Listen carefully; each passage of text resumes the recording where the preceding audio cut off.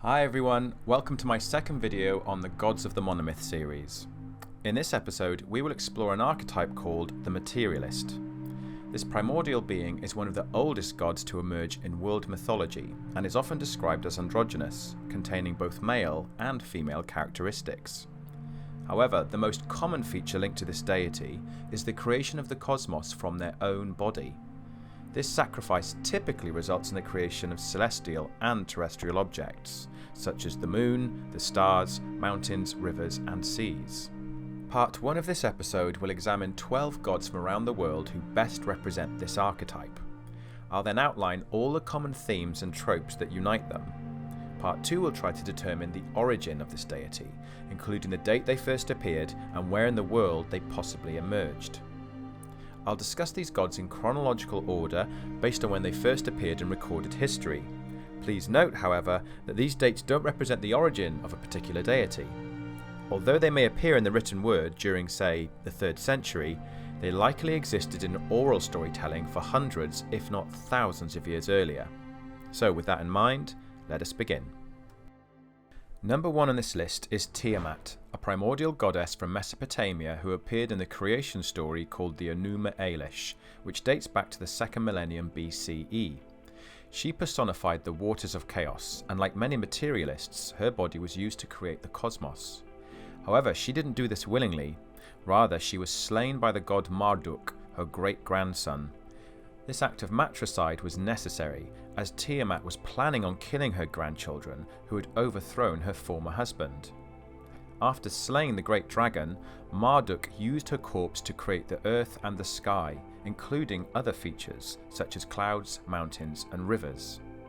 This theme is echoed in the Vedic myth of Purusha, who comes second on the list. The Vedas were also written in the 2nd millennium BCE, stating that Purusha was so enormous, 1/4 of his body stood upon the earth, whilst the other 3/4 reached into the heavens. Unlike Tiamat, Purusha was sacrificed by the gods rather than murdered, suggesting he gave himself up willingly. This selfless act gave rise to the cosmos, including the moon, which emerged from Purusha's mind, and the sun, which was born from his eyes. Additionally, his head became the heavens, his navel the sky, and his feet formed the earth. According to Hinduism, we are all one with Purusha, for we are ultimately a part of his body. Next on the list we have Atum, the Egyptian god of creation. He appeared in the pyramid texts during the 2nd millennium BCE and was described as both male and female, known to his followers as the undifferentiated one. Legend says he plucked one of his eyes out to make the moon and the other to create the sun. He also birthed 2 gods from his own body, including Shu, god of the air, and Tefnut, goddess of moisture. Indeed, his flesh was believed to be the underlying substance of the world, giving shape to the whole cosmos. All things from mountains to seas and birds to trees were believed to be made of his body, also known as Ka. This earned him the title, He Who Made Himself into Millions. Fourth on the list we have Taurah, the Tahitian god of creation. According to legend, he dwelt in a cosmic egg that floated in an endless void. When he eventually broke out, he used 1/2 of his shell to create the earth, and the other half to form the dome of the sky. Taurah then used his own flesh to create the physical world. His backbone became the mountains, whilst his tears became lakes, rivers, and oceans. He even used his fingernails to create life in the sea, and his feathers to produce vegetation on the land. The islanders say that Taurah is the glue that holds the cosmos together. Again, this concept is reflected in the story of Pangu, written in China by Zhuzong in the 3rd century Common Era. Legend says this cosmic being spent 18,000 years growing inside a cosmic egg. When he emerged from this vessel, he also used the shell to create heaven and earth. However, he noticed that they sat too close to each other, so he spent another 18,000 years pushing them apart until the sky was fully separated from the earth. This act cost him dearly, however. Exhausted by his efforts, he lay down and died.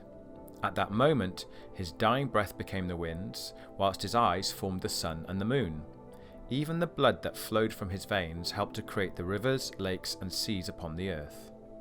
Next on this list is a hermaphroditic giant called Emir. He was mentioned in the Poetic Edda in Norse mythology, which states he was the first being to appear in the Norse cosmos. Legend says he emerged from an icy river and sired a race of frost giants from his own body.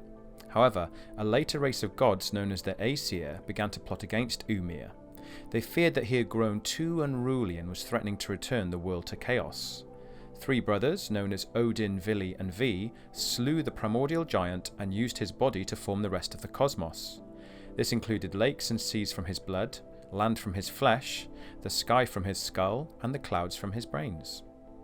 The 7th archetype on this list is Dige, a snake god from Fiji. This colossal being was the creator of the Fijian cosmos, whose body coiled into a great ball forming the earth. As the embodiment of the cosmos, every movement Dige makes was said to affect the world. For instance, whenever he shook his body, he would create an earthquake. If he shivered, he would produce a powerful storm. And as he coiled around the earth, he helped to turn the 4 seasons. This never-ending motion helped to fertilize the fruits of the Pacific Islands, ensuring the locals always had an excellent crop during the harvest. Next on our list we have Rod, the supreme god of the Slavic pantheon. He was first mentioned by Saint Gregory, a theologian who wrote about the Slavic gods during the 11th century. Like many other materialists, he was also born from a cosmic egg, using the lower shell to create the earth, the yolk to fill the seas, and the upper shell to form the sky.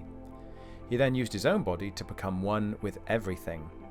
This act formed the principle of Pravda, the highest law in Slavic paganism. Pravda is described as a life force that is all-pervading and omnipresent, helping to govern the movement of stars, weather systems, and seasons.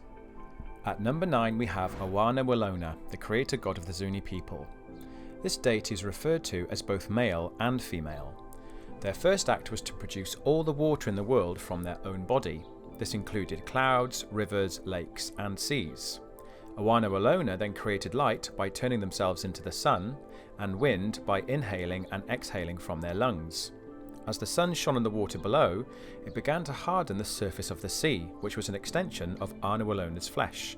Soon enough, this new surface divided into 2 additional beings, the Earth Mother and the Sky Father. In effect, Awana body was now a part of the entire cosmos. 10th on the list we have Atenisik, the sky goddess of the Iroquois. She lived in the clouds with her family whilst heavily pregnant. One day her father pushed her down a hole to the world below, telling her to populate it with her children. However, there was nowhere safe for her to land, just an endless ocean. Fortunately, some water animals quickly built an island to help soften her fall. Once at rest, she gave birth to twins before dying of her wounds. To honour her life, one of her sons used her body to continue creation.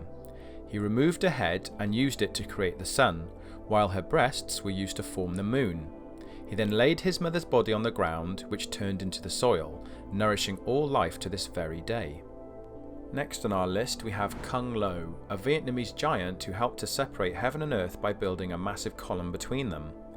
When he finished building this pillar, he smashed it into 1,000,000 pieces, causing all the boulders and rocks to fall against the earth below.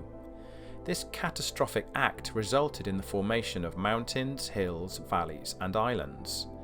Folklorists say Kung Lo went on to become creation itself, by literally turning into the cosmos, including the wind from his breath and the thunder from his voice. Finally, we have the Haitian serpent Damballa.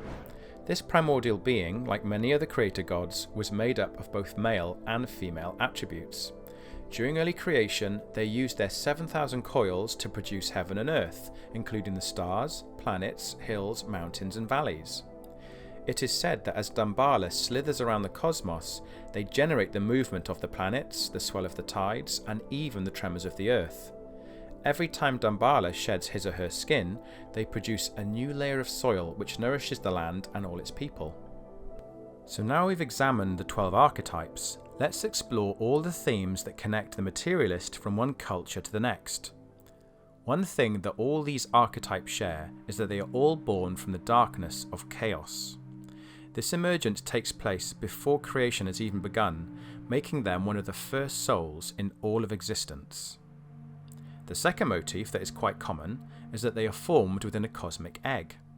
This something from the nothingness can also manifest as a hill, a seed, or a tree growing from the waters of chaos. The next motif that is incredibly common is the asexual nature of the materialist. They are often made of both male and female attributes, meaning they can produce life from their own bodies. In many cases, the materialist uses their own body to create the earth and the sky, which is personified by the Mother Earth and Father Sky archetype.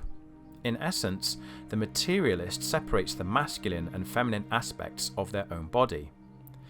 These two siblings then become the first beings to procreate sexually, creating a whole new generation of gods. At this point of the monomyth, the Sky Father and Earth Mother are typically still connected to one another. This may take the form of a passionate embrace, a controlling relationship, or the merging of their elemental bodies. In order for the materialist to continue creation, they typically have to push their children apart, which is known as the separation of heaven and earth. The most common mytheme linked to the materialist is their untimely death, which often comes in the form of a sacrifice, a murder, or self-annihilation. Whatever the method used, the materialist's body is then broken down to help flesh out the rest of creation, adding shape and texture to the cosmos. This often results in the formation of stars, mountains, rivers, and seas. Another mytheme linked to the materialist is the world serpent. This beast is often associated with chaos and destruction. Indeed, it seeks to undo all the efforts of the materialist, but that doesn't necessarily mean it is evil. The snake is also a symbol of renewal, for as it sheds its old skin, a new body emerges. In this sense, the Chaos Kampf may well annihilate the known cosmos, but from its destruction, the promise of a new world is born. This takes us to our final mytheme linked to the creator, which is the phoenix. If the world serpent represents the destruction of the cosmos, then the phoenix signifies its rise from the ashes. In many cases, this mythical bird lays the cosmic egg, which kickstarts creation all over again. In conclusion, the materialist is the physical bond that holds the cosmos together. But just as our universe is destined to fall to darkness, so too will the materialist one day be consumed by the great serpent. Chaos will reign once again, but out of this darkness, a new egg will emerge, and creation will start all over again.